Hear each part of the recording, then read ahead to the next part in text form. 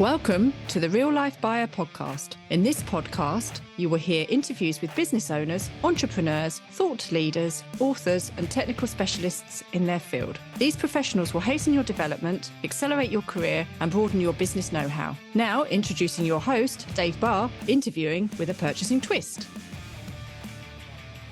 Hello, and welcome to the Real Life Buyer.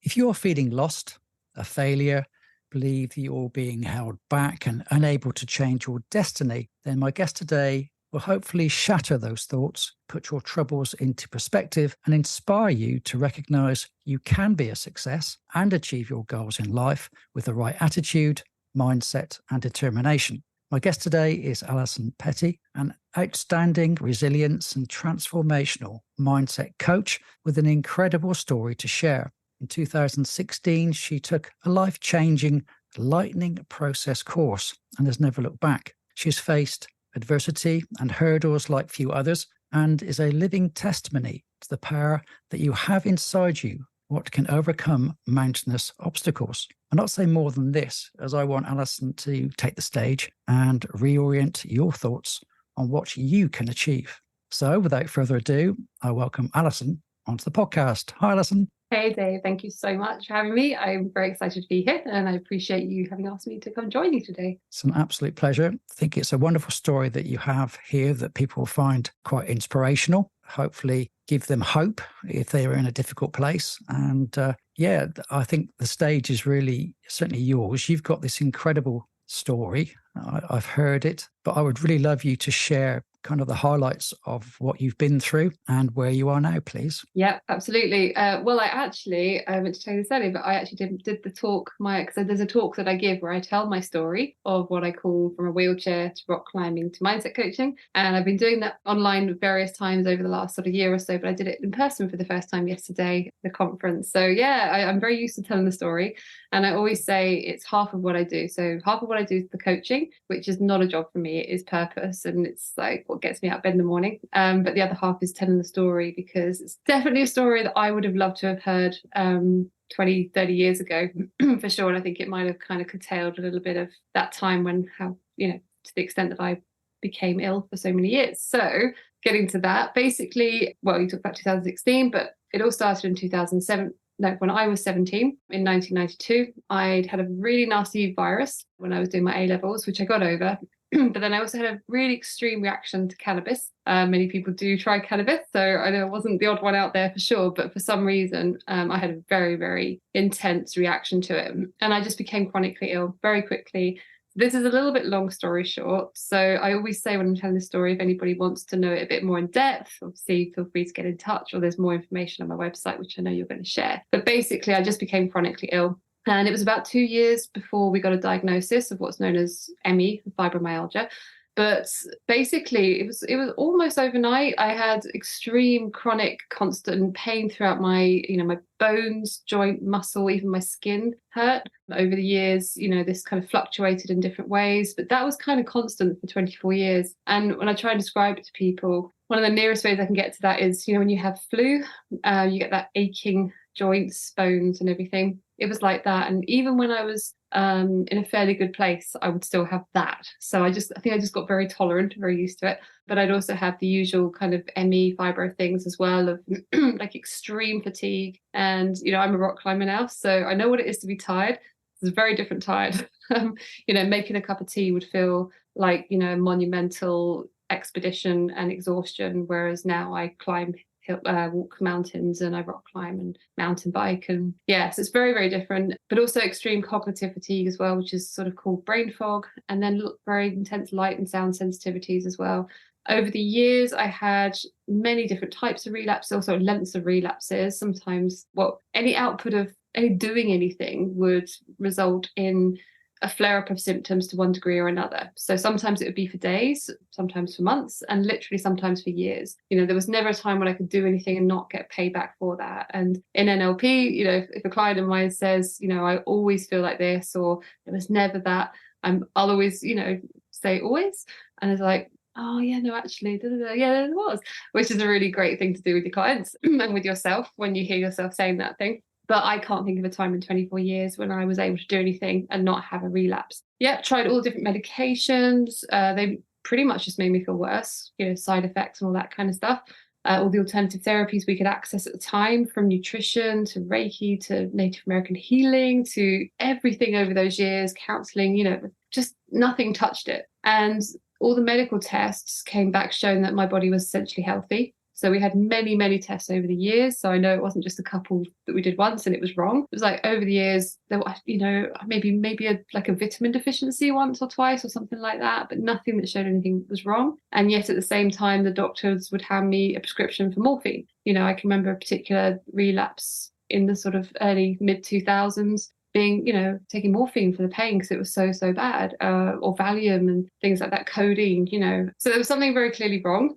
For me, the answer came in 2016 when I suddenly twigged that the one thing that I hadn't done, which I knew of that was massively helping people, because I knew some of these people, well, I had a little circle of friends that were living with the same diagnosis. They were doing this thing called the lightning process and getting better to different degrees for whatever reason, which I kind of know, and that's another podcast. But no, I just for some reason, I just didn't get there until this particular time. Basically, I was in a 4-year relapse from 2012 to 2016, where at that time I was in a lovely little flat in Brighton, barely left it in those 4 years, most days in the dark, not able to tolerate light, had a lovely little garden that on a good day I could sit in for half an hour with sunglasses on and a blanket, and then I'd be back inside. But really, I was pretty much inside in a dark room.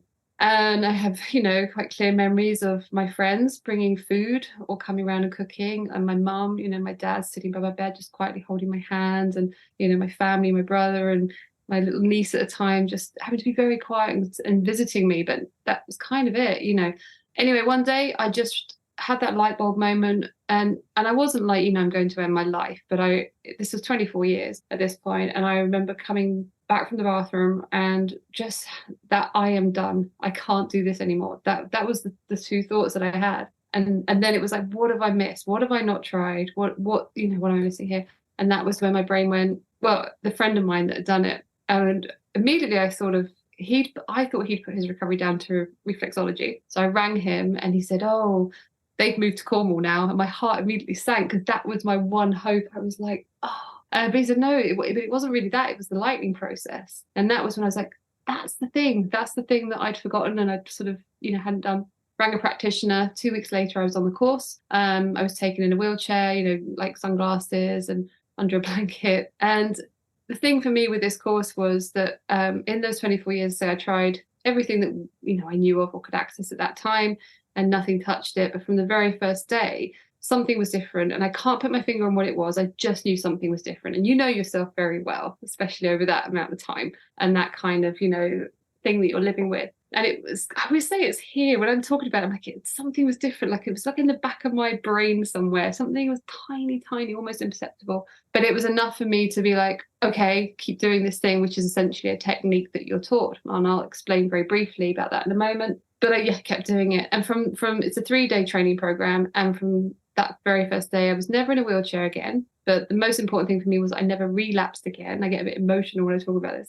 Yeah, I never relapsed again from being on that course. So I literally just every single day incrementally got better and better and better and better until I, spent the last 6 years, because I think it was about 8 months to a year where I was, it'd been 24 years. So I wasn't suddenly going to be like rock climbing, bam, bam, bam. I had no muscular structure. I think the third time I went rock climbing with my then climbing partner, my back went and he gave me a massage that evening. And then a year later, he was massaging me again. He said, God, that first time we climbed and your back went, you had no muscle. It was like jelly, which you don't think about those things. But, after years of being in bed, there was just no structure there. So, yeah, for me, it was absolutely wild not relapsing after doing anything, even making a cup of tea. And like I said, I've spent the last 7 years, climbing, mountain biking, traveling. I went off and worked for the Youth Hostel Association for a few years before lockdown. Came up to North Wales, which is where I'd always wanted to live. This is what I call my spiritual home since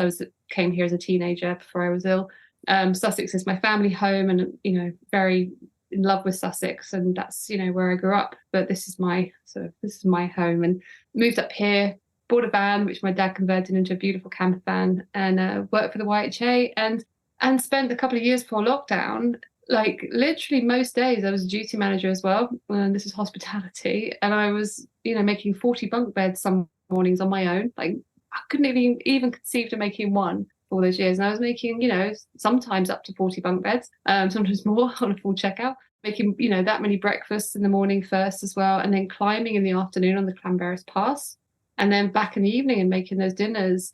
And it was day after day after day, and I was just getting stronger and stronger and healthier and healthier. So kind of wild, but awesome. And then lockdown happened, and then the world stood still for a moment. But then from that, I think for me, very much coaching was waiting. And the very first day I did that course, it's just been sat there waiting, going, go off, figure out who you are. I got well at 41. Go find out who you are as an adult, go have some fun, and then we'll come back to this in a minute, And like a lot of people in the lockdown, my father unexpectedly passed away in the early lockdown. So on top of the pandemic, it was a very, very dark time for our family as well. Like for many people, that's a terrible thing anyway for people when they're going through that kind of loss, but pandemic on top. And I was just going through a very dark bereavement time during I think it was the first winter, and staying with a friend at the end of a bottle of wine one night in a very dark place, was asking that question, what am I doing in my life? What am I doing? I'm now, I was probably like 45 by that point. I'm like, I've got a life to live. And when I was a teenager, my passion, my intention was to be a rock climbing instructor. I was going to be an outdoor pursuits instructor. And I went to a summer camp when I was 14 and fell in love with that life and all of that stuff. And then suddenly I'm 45. I'm like, what am I doing? Like, I've got time.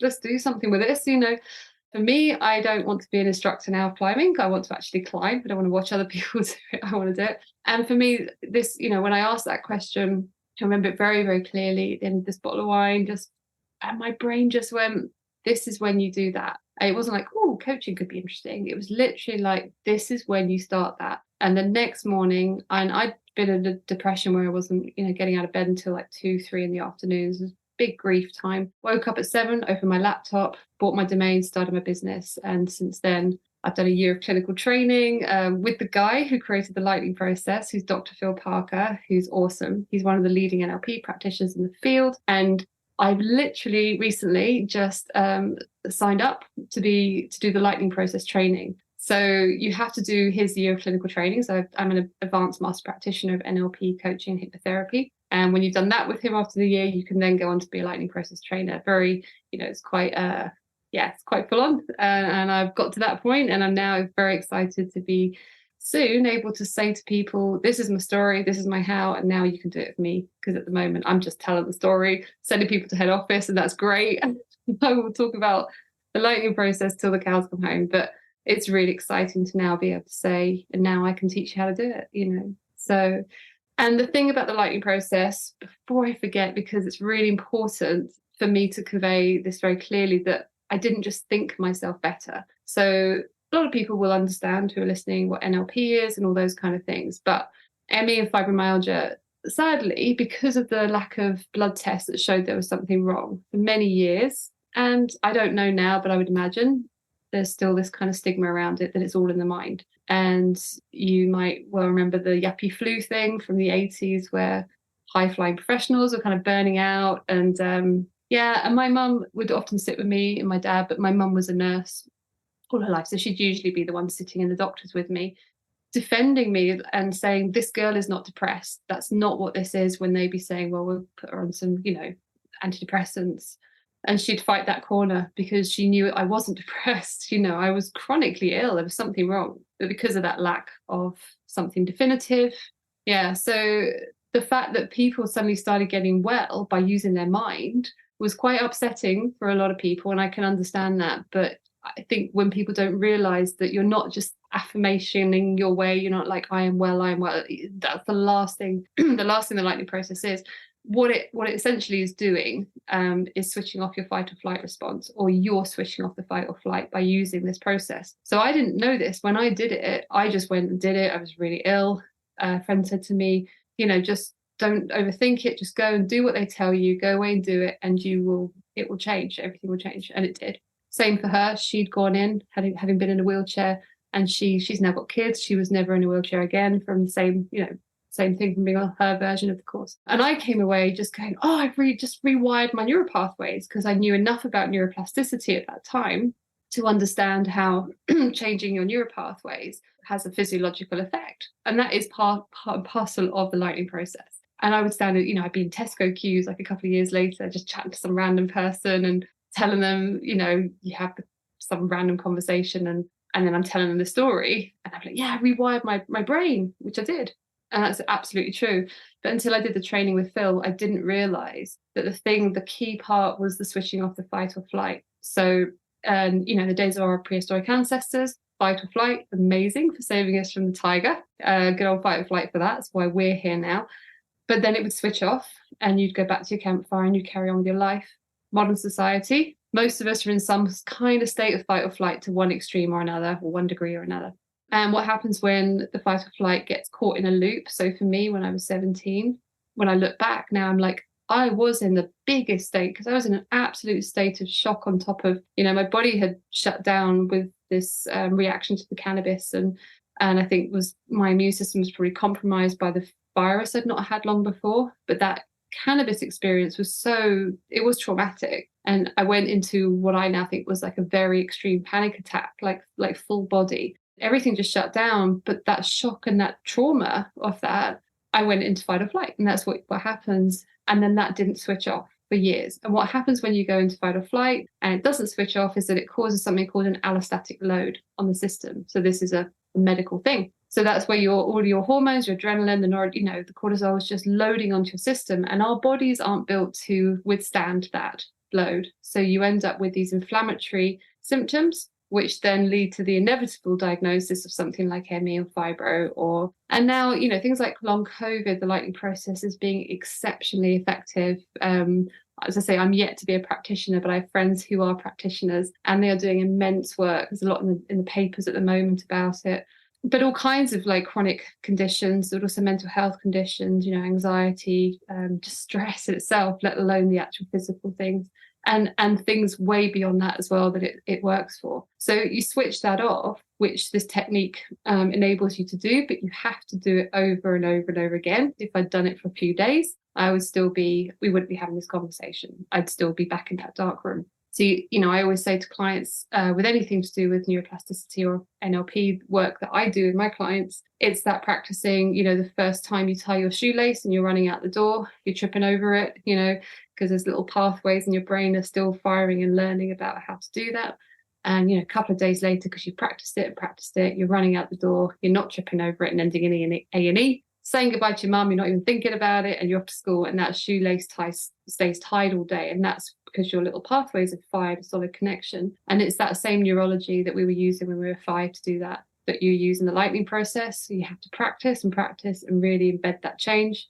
And then suddenly your body is running in a very different way. And that fight or flight switched off, because that's the only thing in 24 years that I did, but not just touched it, but gave me my entire life back beyond what I ever imagined possible. Right. So it's just quite amazing. I wanted you to share that, the transformation, the epiphanies that you seem to have gone through, triggers that have made things happen. It's quite fascinating. And just through, I think you said 3 days of training, and then, of course, repeating what you've been taught for 8 months plus, made this incredible difference to you. Now, I'm thinking people are going through all sorts of difficulties with their life. Obviously, you've been through COVID. They're going through huge stresses right now with inflation, cost spiraling, perhaps for some families, people having to make very difficult decisions on how they spend their money. So I'm reflecting now that this lightning process clearly can help people in desperate situations or physical situations, mental situations, to overcome those. So I'm obviously 3 days doesn't sound much. For you went through hell basically for years and years. And it's just overwhelming for me to appreciate that something as short as 3 days could do this. So can you elaborate on the kind of things? I know you can't talk about the whole thing, but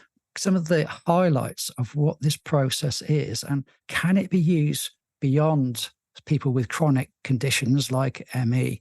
Can it be used for a range of different conditions. Can you kind of explain, put some meat on the bones? Well, I'd put NLP into this as well, because the lightning process is a training program that Dr. Phil Parker created. He realized that probably, imagine it would be like 30 years ago now, 20 or 30 years ago, when he was starting his work, that he realized was starting to really work with people that were presenting with these kind of conditions. And then he developed it over the years and still developing it now, but it's like a full-on training program now. And the 3 days, I think it's like three, again, I'm just about to do the train to be a practitioner, but when I did it as a participant, it was like 3 4-hour sessions or something like that. And you were taught the main technique, you were taught other things, and you were taught about neuroplasticity and all these other types of bits and pieces, so you had some knowledge as well to go away with. And then you go away, and as you say, that is the key. You have to go away and do it, because if you don't, you stay where you are. And as I say, if you tied your shoelace once, you'd still be tripping over it now. Same thing. And I'll also say to clients, you don't learn to speak fluent Spanish in one day. It's the same thing every single time. So I put NLP in there with it as well. But I know, Phil, this is one of the things with the lightning process. It's for humans who are stuck. Now, I always say that's my niche, because I don't have a niche as such. I just love working with humans who are stuck. And that's really like, if you're a human, there'll be somewhere in your life that's stuck, whether it's a kind of stuck you need help with, but more often than not, there is something in someone's life, whether it's a limiting narrative, or it's a chronic illness, or, it's anxiety or a phobia. There's all kinds of ways in which we get stuck. And essentially it enables you to get unstuck and move you in a different direction. And this is the work that I love to do. So at the moment, so I'm an NLP practitioner and coach and therapist. And that's what's so exciting to me about it, because all of this is about moving the person forwards. It's not about analysing where that person's been, or, talking, we get enough information to fact finding to know where the person's stuck. I call it their crux, what their thing is that's kind of keeping them there. But then it's about, what do you want your life to look like instead of what it currently looks like? And, again, this is what the lightning process is all about. This is what NLP is all about. It's all about moving the person in the right direction. And, often, when we're on our own, it's very hard to see the wood for the trees. And without these tools, until you know them, once you know them, that's the other thing. It's very empowering, because you're being given these tools to then, go away and use them. Like the lightning process for me, I haven't used it on those old symptoms that I once had since 2017. I did it in May 2016, maybe early May 2017. I would still do it on. I can't remember, but it was, I haven't done it since at least then. But every now and again, the other day, I was saying to you earlier, I've had a funeral today, and I'm having a bit of a tough week, like a challenging week of a lot of different things, and I was swimming in the lovely river where I live, just at the foot of Edwithfa, or Snowdon, but calling it Edwithfa now, which I love. And I was swimming there, and I was mentally really struggling, and I just on the bank of the water in the sunshine, I just did the lightning process on how I was feeling, because I was feeling really low, I was feeling stuck. Decision making, I'm really struggling with some decisions at the moment. And you start to just feel that overwhelmed feeling, and then it gets really hard to see. One of the many things Phil's taught me, Dr. Phil Parker, but one of my favorite things now is the word choice. In the talk that I gave yesterday, a whole slide about the word choice, because I think it really is one of our human super skills, that we have choices, but we forget. And the lightning process is one of the ways, and NLP, that enables us to remember that we have choice, see those choices, access those choices, and start to act on those choices. Like for me, one of them was the lightning process, and that's one of the best decisions, probably the best decision I've ever made in my life. For sure. That and moving to North Wales, 2 best decisions. See, it seems quite achievable. There are people that, as you say, have physical, mental issues. There are people who in their daily jobs are struggling to get self-belief, to achieve their goals, to become the kind of person and success they want to be and have. Now, can this amazingly short period of time, could that make people's mindsets change in those perspectives where they don't believe in themselves, they don't trust themselves, they don't feel confident in doing the things they would like to do? They aspire to be the people they see on the different social media platforms, but it will never be me kind of scenarios. Is this the sort of thing that can help them in such a short period? It's exactly the thing that would help them. So again, the lightning process is different. It's a separate thing. But again, the lightning process is about, getting unstuck. What I can speak of from my own experience, because as I say, I'm about to do the training to be a practitioner of it. But for the last 2 years, I'd say all of my clients I've been coaching have come because they're stuck. But every now and again, it will be just because someone's got a phobia or something very specific. But 85% of my clients, those are the people that I'm working with. They'll come, and within a minute of me saying to them, what's your thing? What's going on? What's your crux? It will be, I've lost my confidence. And my response to that is actually, I had a coach once during lockdown when I was going through my dark time, and I said the same thing to him. And we always pass these things on and around, and it's true. I will say, you haven't lost it, you still have it. I can't hand it to you. It's just buried at the moment because and then inevitably there'll be all these things that are going on for this person, but that confidence is still there, that resilience, that self-esteem, whatever that thing is that they feel is missing, and it's usually all those things if it's one. So then for me it's really exciting, and this can sound callous, so I always follow this up very quickly, but when someone comes to me with anxiety or trauma, love to just speak for a moment about trauma as well. I am like, brilliant, this is great, because I know what can be changed. I know how this can change. And I'd love to give you a couple of examples of that if there's time. But, it's like, this doesn't have to be like this. This doesn't have to stay like this. And, myself, and I'm sure other coaches as well, always, there's no guarantees. It's not an exact science. Every human is different. Every coach is different. A lot of it's to do with the rapport, obviously, at the end of the day, but the expertise also of that practitioner. But I know what happens with my clients and the transformation, 9 times out of 10, one set, not that they would just necessarily have one session, but in one session, the transformations I've seen are insane, like insane. And then we build on that. And then there'll be, once you've got rid of the big thing that they think is like the big thing, and that could be one session, then it's like, oh, well, now there's this that I couldn't even think about before because I couldn't even get past that. So then you work with those bits that are sort of hidden behind the big wall that was blocking them.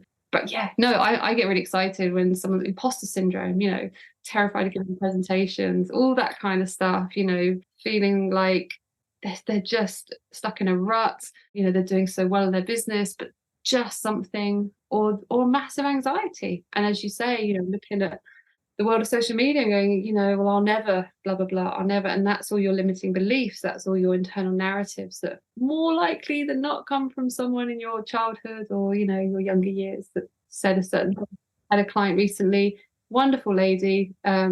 She's still a client at the moment. We're still working through our package, our sessions. And her thing was, she could still hear her aunt, I think it was, from when she was a child. And she's, I think in her mid-60s now, could still hear that voice of her aunt saying, don't be too big for your boots. And she's an amazing woman and she's crushing in her life. She's got this great business, but she came to me because something was she just wasn't quite, and there's this goal she really wants to get. And she's more than capable of getting this goal. But things like that narrative, and we dismantled that, took that down. And she said it was like the first time that bodice was taken off her when she was a younger girl, that feeling of freedom, not having that narrative still. It's quite interesting. I've got somebody in my head now that I know are extremely well qualified, couldn't be any more qualified, to be honest. They've got the highest qualification in their profession. They used to be an extremely confident person.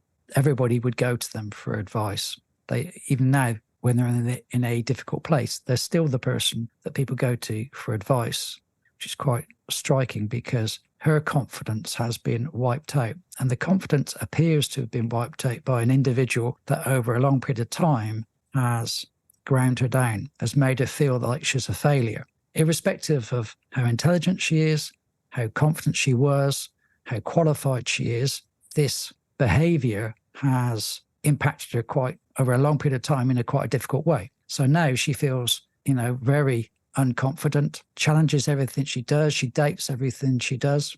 And she's suffering with or manifesting now, possibly, and it may not be, of course, illnesses, problems. And hearing from what you're saying, that as a consequence of this constant bombardment and erosion by another person of her well-being and confidence, it is impacting her mentally and now, I think, physically. I'm not a doctor, of course, I don't know, but is that quite possible? And by using whether it's NLP or lightning process or something else, Could that be the thing, the trigger that gets her back on track and puts her life back into the place it should be? If you were coming to me, if this was your story and you were coming to me and we were having a discovery call, I would be like so excited right now. Like, because this is the type of conversations I have all the time with my, the type of people that are drawn to what I do.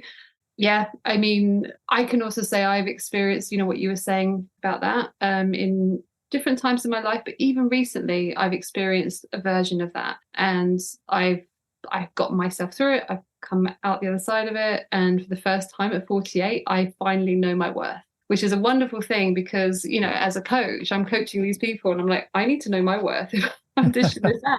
But my clients teach me so much as well.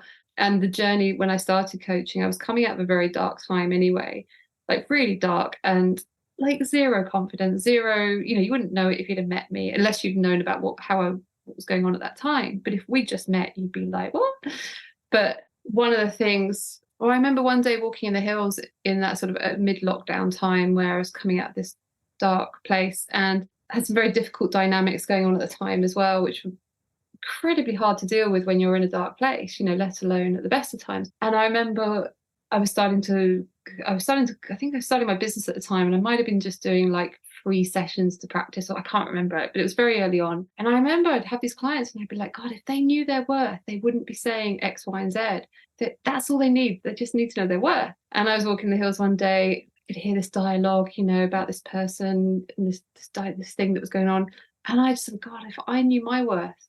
And in that very moment, something switched for me. It was the beginning of knowing my worth. It still took a while, but I suddenly heard myself knowing my worth and walking away. And I was walking in the hills at the time, and I very specifically, this is very NLP, because I was standing still and I felt that switch, and I was like, knowing my worth, just that language change of rather than if I knew my worth, which is like, oh, who knows if that'll ever happen. Knowing my worth and walking away, and I started walking, and that was very different. And that became one of the things for me with clients, of like just seeing that difference of once you start to really understand that.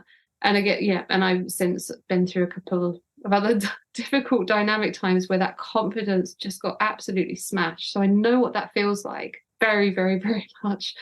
But I also now know what it feels like to be out the other side and to know my worth. So yeah, when people come to me and they say that, I'm like, yeah, it's you use the word like eroded, like sort of just being ground down to the point where somebody like that, you said people come to them for advice and look to them as this person who's, like that's still within a woman. I'm not sure if you said a woman. Yeah, that's right. Yeah.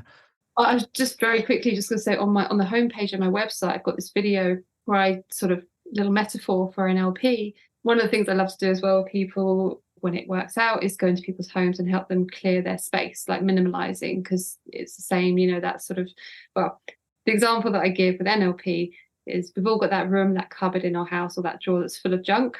So we end up just there'll be something in there that you want. So you could think that's maybe your confidence, your resilience, whatever that is. But it's in that drawer, cupboard, and it's just too overwhelming. So you just shut the door, leave it alone. So with NLP, we go into that space essentially. And through visualization, like language, conversation, but massively through visualization work and these techniques that I use with my clients, literally, you go into that room and you clear out that junk, you take the stuff to the charity shop, skip the rest, you find the things that you want to have, because suddenly it's like, oh, there's my confidence, there it is. And it'll be quite small to start with, but as you clear the rest of it away, that just like comes straight back. And then you put that where you want it, so it's going to serve you really well. Get the windows open, get the feng shui going. That's how the work that I do with my clients. So many times I've seen somebody come to me in, like a rabbit in the headlights, and they will be overwhelmed, stress, panic, anxiety, and you're only going to feel unwell. You're not going to feel good. Yeah. You're not in a really great place in your life and just feel exhausted. It doesn't work like that. We know that, you're in a bad place, you feel exhausted. You're in a good place, you feel good. And they'll come like that. And the transformation is just joyous for me to see that once we start working together. Yeah. I'm thinking now there could be people in the audience who think this is a little bit pie in the sky, NLP, what's all this mind game stuff? Probably don't believe in it. What kind of things, what kind of misconceptions are there out there? And how would you battle those misconceptions? How would you prove that it's not just something that's all in people's head, or it's fictitious? I would, if anybody is thinking about that, I'd say book in and have a chat with me, and I'll do some demonstrations with you, and I'll, a free. I always offer free discovery calls, but I would say to anyone that has an interest, but has that kind of like belief from somewhere, society, wherever, picked it up along the way, and it's not wrong or right. It's just where they're coming from. Come and have a conversation, and I'll show you some things. We'll do some stuff, and you'll start to see how the way you visualize can change how you feel, and again, this is different to the lightning the lightning process does use all that stuff, but the way I work with clients, is it's just the thing I love about it so much is all the results I get. And you can go and read my testimonials on my website. And the last slide in my talk, it's basically, one of the last slides, it's a slide of 10 pictures of me climbing on a mountain bike, swimming in some waterfall somewhere, and I could never get to it, and it happened yesterday in person, and I knew it was coming, and I looked at it, and even when I think about it, I get like a well of emotion. And what I say with that slide is that it's a wonder that this slide exists only because of my brain's amazing ability to change. That's the only, let's say 24 years, medication, every other alternative therapy, and that's not to be anti anything else, but for me, that's the only way that changed, and that's what got me that slide and that life. So I understand that people can be skeptical about it, but I think in this day and age, so much more is understood about neuroscience. This is science. It's not magic. I'm always very, again, I go back to that 5-year-old who's learning to tie their shoe. If you've tied your shoelace and it's still tied now, you've used your neurology. You're using it every single day. And that's all we're doing. We're harnessing that beautiful ability that humans have, that the plasticity. So neuroplasticity is your neurons and your neural pathways. Plasticity is how the brain can change. And scientists used to think that the brain stopped changing, I believe, in probably various versions of this, but late teens. But we now know that if someone in their 90s is compos mentis and is learning a new skill, it might be a lot slower. Those pathways might be firing slower, but the brain is changing. So I always come back to this. This is science. It's not magic. And how wonderful that it's not a medication. It's not something. It's you. It's your. Sorry, I get very excited. But it is. So I understand. I've yet to have any skepticism in the 2 years. I've not met any skepticism yet. And I was telling some guys actually in the talk, somebody asked me that question in the Q&A, and I said that when I started giving talks online, I was given the advice to not use the word NLP because nobody would, people would be, not everybody, but people would be like, oh, and I haven't. I use it, and I get so much like, oh my God, this is incredible. Like, tell us more, come and do this here, please, blah, blah. But I also know that Dr. Phil Parker, when he, writes medical papers, he's told us that if he puts the words NLP in, they'll often get rejected, and then he'll rewrite it without those letters and they'll get accepted. So there is a lot of skepticism still out there, which is so sad because, as I say, I'm one of 25,000 plus people that the lightning process has given back their life, and it's still early days, for that, let alone what NLP is doing out there. Okay, right. Keeping very conscious of the time. I've not asked any of the questions I planned to, and I don't care, basically, because it's been fantastic the way you've shared what you've shared, and I think it's so helpful. I will ask you one question, but before I do, how on earth could people find you, look up your stuff, follow you, get in contact? So, basically my website is my name, which is Alison with one L, and Petty, Papa, Echo, Tango, Tango, Yankee.com, as in Mr. Tom Petty, my favorite singer of all time. So AlisonPetty.com. So basically everything's there. You can book a free discovery call through there. You can find me online on LinkedIn, Instagram, all those kind of places, TikTok, little mindset videos. I have a newsletter where I share mindset tips and things like that. I would encourage people to go look at the testimonials and see what's possible. If I could very briefly mention, I'm also an IEMT practitioner as well, which I'm very keen to talk about, and I'll do it as briefly as I can, but it enables me to work with people who have experienced some kind of trauma or PTSI in their past. And what excites me particularly about it is that for people who can't speak about the thing that happened, they don't need to. And again, not exact science, but everyone I've worked with so far, I'll give you a couple of very quick examples where I've not known what happened. I mean, if someone can talk about it, but even then I'd be like, you don't need to talk about it. So let's not keep firing those pathways and having you relive that experience of, analyzing and talking about this thing that once happened. But I know a lot of people can't, and then they end up having to continue living their life with this trauma still stuck. So I had a guy who something happened in Canada, don't even know what it was, about 8 years ago. He'd lived there for a long time, loved Canada. Something happened. He sold his apartment, moved back to the UK. Our first session, scale 0 to 10, 10 being the worst you could feel. I said, when you think about Canada, where is it now? It was a 9, sweaty palms, fight or flight kicked in. End of the session, he was a 2. So this is IEMT, integral eye movement therapy, which essentially enables me to, using the person's eyes, slot those bad memories back in the archive where they belong. Because when we have good experiences, the brain files them really neatly away. When we have bad experiences, like the brain doesn't know what to do with it. So they get scattered, and we have this constant sort of fight or flight response from the thinking about it. I always say it's like, records when you were kids scattered over the floor. So with the IEMT, we're using the eye movement to archive those memories back. So it's almost like if you switch a light switch, the light comes on. So that's the thinking about Canada, the switch. The light is the fight or flight. After IMT, you switch the switch. So you think about Canada, the light's there. So I'm not hypnotizing anyone into like, oh, what's Canada? But that light doesn't come on. So end of the session, he was a 2, came to the following session, the follow-up session, very excitedly announcing that he was going back to Canada. This was a week later. I was like, that's wild. I was so excited. But basically that week he'd just gone away, and because that fight or flight was dismantled, he was starting to think about it in a whole different way. He started connecting with his old boss. He got his job back that he'd loved, and he got promotion, and he was starting to look for an apartment. He's since got his flights booked for August. And that was one session of IMT. And the beautiful thing is I don't know what happened, and he didn't need to talk about it. I had a lady who grew up in Zimbabwe during the wartime. Again, I have no idea what she saw, but I know in her 60s, I think, would love to take her partner back and show him this beautiful land that she'd once loved. Wouldn't have even been able to consider it. One session again of IMT, she's now making plans. And she said she was scrolling on Facebook and realized she'd clicked on an advert for Victoria Falls and was getting really excited. And she said previous to our session, she would have scrolled straight past that. She wouldn't have been able to even look at that. So I'm very excited about that. And I just wanted to put that out there as well, because again, it's like this thing doesn't have to be the way it is. I think this can change. Brilliant. So very quickly then, if somebody right now are in a very difficult place, very dark place, what few things, what words of wisdom would you share with them to try and help them in this moment, right now?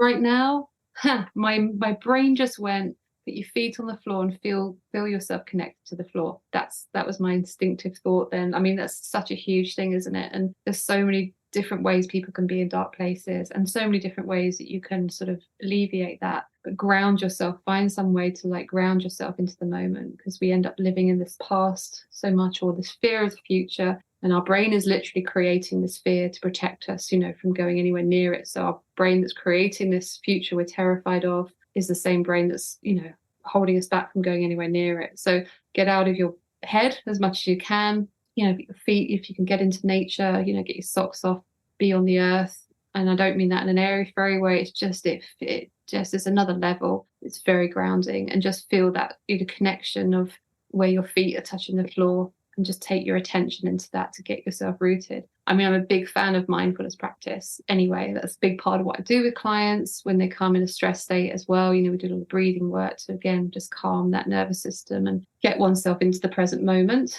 Obviously, and this, whether it's me or somebody else, see if you can find somebody that can do something that will move you forward. And I would recommend, really keeping that in mind, that you want to be moving forward. So whatever it is that you end up doing, find somebody that can help you move forward, and just hold on to yourself. At the end of the day, you've got yourself, and it can feel really dark. I have 1,000 times been there.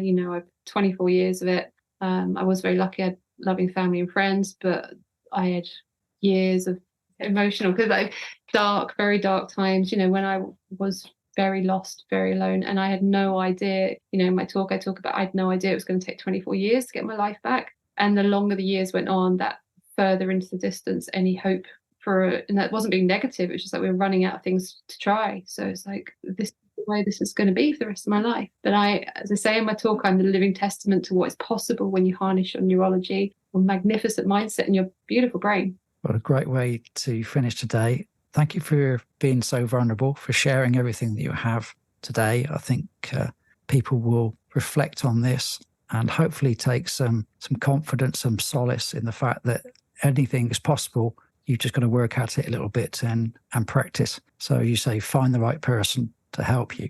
And can I just add as well, if there's anyone listening that isn't necessarily interested in coaching or needs it, or, but they want to find out more about the story, I'm that free discovery call, which you can book through my website. It's there for coaching, but it's also there for that, because as I say, half of what I do is telling the story, and half of what I do is like giving my time to talk to people and answer those questions. Perhaps, they might be like, but what about that part of that story? And I don't know, and that would really help me. Please just, book and we can have a chat. Or if you know someone else that it might help, I give my time for that, because Wonderful. That's wonderful. Thanks very much for sharing that. And obviously I look forward to speaking to you again someday. Thank you very much again for today. It's been wonderful. Thank you, Dave. I really appreciate it. Thank you so much. Bye. Thank you. So there's another Real Life Buyer podcast. I do hope you enjoyed it and it's given you some ideas and inspiration for greater action and achievement. If you are a purchasing or a supply chain professional, business owner or director, come and join my Facebook group, the Purchasing and Supply Chain Community Hub, a safe place to engage with like-minded, friendly people. See you soon. Bye.